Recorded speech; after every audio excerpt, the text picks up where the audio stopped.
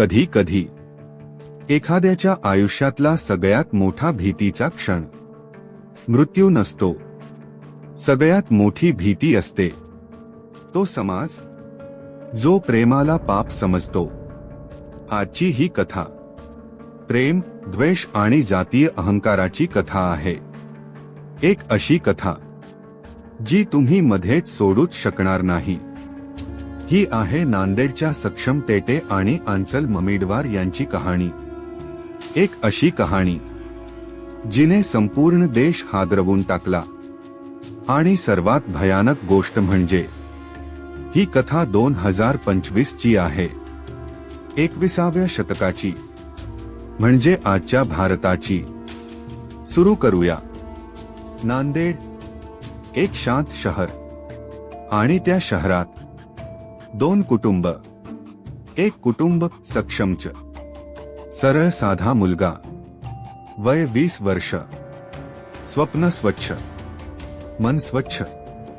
दुसरं कुटुंब आंचलचं, वय 19 वर्ष, हस्तमुख, फार प्रेमळ आणि मनाचं ऐकणारी. दोघे भेटले, मैत्री झाली आणि हळूहळू ती मैत्री प्रेमात बदलली. 3 वर्ष दोघं एकत्र राहिले. फोन, कॉलेज, मेसेज, प्रत्येक दिवस एकमेकांशी जोडलेला. पण एक समस्या होती, खूप मोठी समस्या. जात. सक्षम SC बौद्ध समाजातून, आंचल उच्च जात परंपरावादी घरातून. दोन हृदयांचं प्रेम समाजाच्या भिंतीवर धडकून फुटलं होतं. आंचलचे वडील गजानन ममिडवार, तिचे दोन्ही भाऊ हिमेश आणि साहिल, ही तिघही या नात्याला पूर्णपणे विरोधात होती. का? कारण त्यांना वाटत होतं आमची जात उंच, मुलीने एखाद्या नीच जातीच्या मुलाला पसंत केलं, ही आमच्या सन्मानाची हत्या आहे.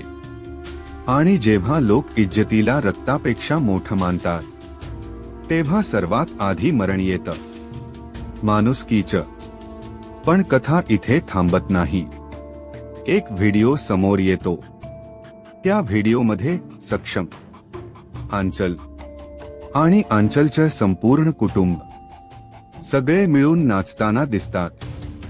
हो, एकत्र नाचताना. लोक थक्क झाले. काय कुटुंब तयार झालं होतं, काय नातं मंजूर झालं होतं, काय सर्व ठीक झालं होतं. पण नाही. नाच.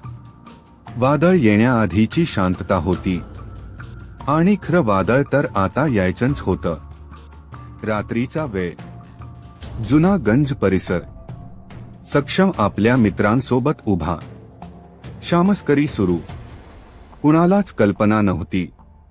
काही मिनिटांनंतर एक मुलगा, एक प्रियकर या जगातून जाणार आहे.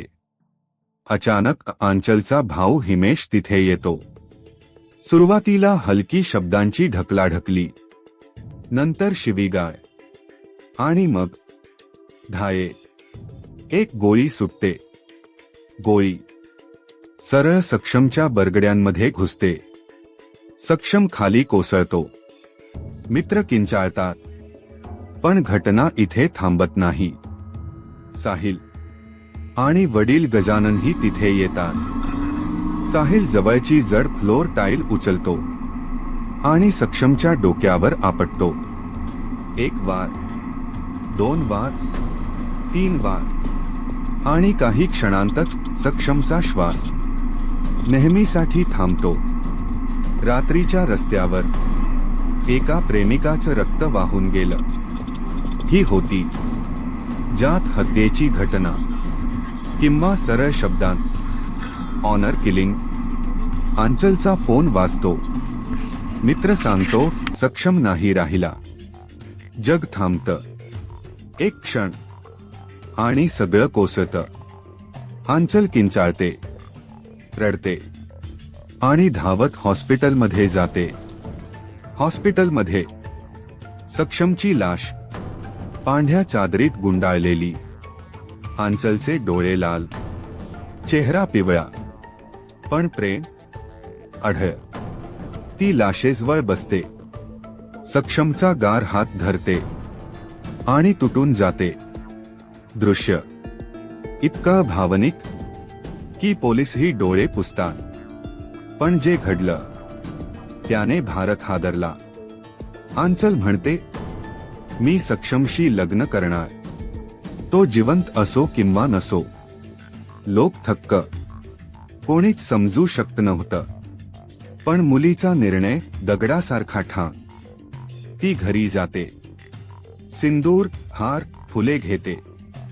ती सक्षमच्या लाशेच्या कपाळावर तिलक लावते, त्याच्या हातात फुल ठेवते आणि स्वतःच्या हातांनी त्याच्या गळ्यात वरमाला घालते. संपूर्ण हॉस्पिटलमध्ये शांतता. लोक रडत होते आणि आंचलचा आवाज हळू पण वेदनांनी भरलेला. सक्षम, मी तुला निवडलं होतं आणि शेवटच्या श्वासापर्यंत निवडत राहीन. काही तासांतच ही बातमी संपूर्ण महाराष्ट्रभर पसरली.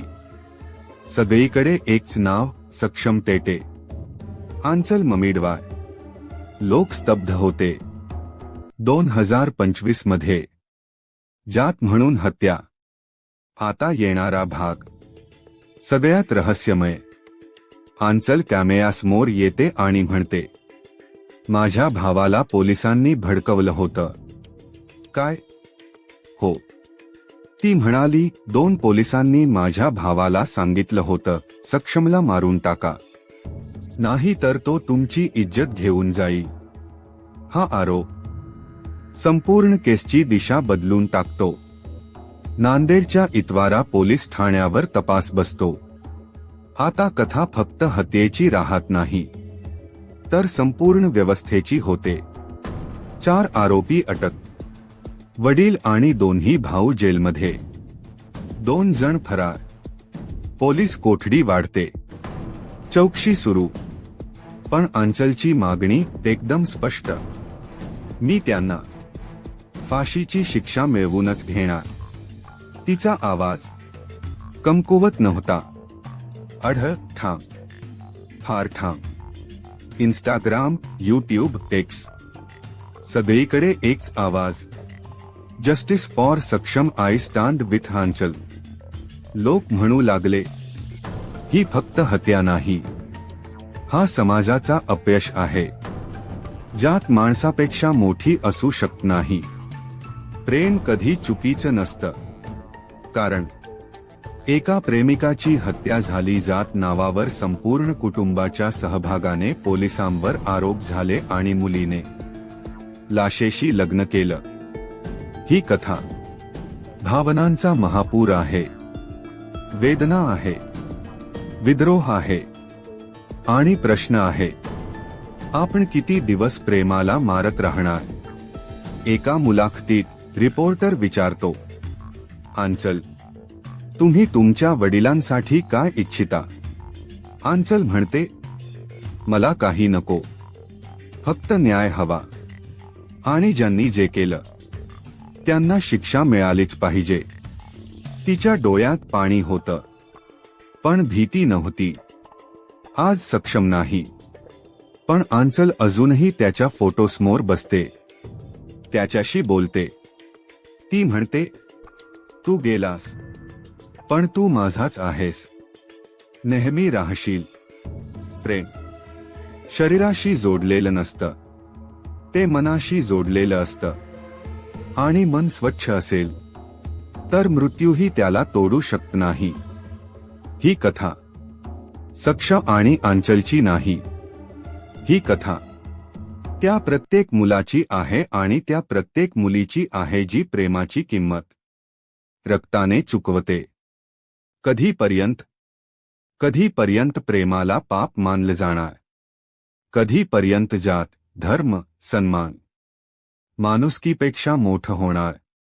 जर तुम्हाला वाटत असेल की अशा कथा पुन्हा घडू नयेत, मन बदला, विचार बदला, समाज बदला. व्हिडिओ